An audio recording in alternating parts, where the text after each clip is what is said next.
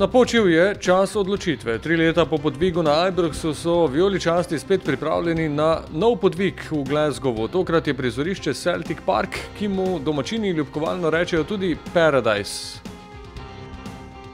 Toda tokrat si želimo, da bi pomenil raj ali pa vrata v raj za slovenske prvake. Raj imenovan Liga prvakov. Med 50 in 60 tisoč gledalci se pričakuje, med njimi tudi okoli 70 mariborskih. Tokratna odprava iz Maribora šteje 22 nogometašev. Zjutraj se je tradicionalno zbrala na mariborskem letališču in še pred odhodom na 3-urni let do Glasgowa sta pričakovanja pred povratnim obračunom strnila Ante Šimundža in Aleksandar Rajčević.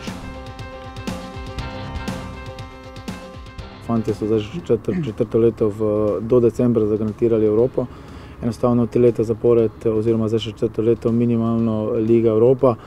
Pomeni so vajeni visoke, velike število gledalcev, pomembnih tekem, psihološko obremenilnih tekem, pomeni znamo biti, kar se tega tiče, na zelo, zelo visokem nivoju.